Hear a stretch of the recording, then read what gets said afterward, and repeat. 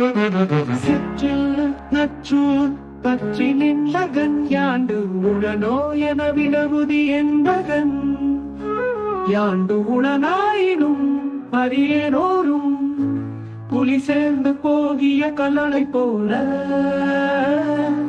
ஈன்ற வயிறோ இதுவே தோன்றுவன் மாத்தோ போர்க்களத்தானே.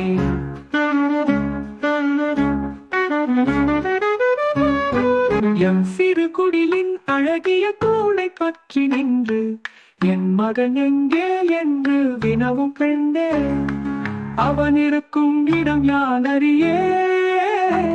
புலி தங்கிச் சென்ற குகை போல அவனை பெற்ற வயிறு இங்குள்ளது, ஒருவேளை அவன் போர்க்களத்தில் இருக்கக்கூடும்.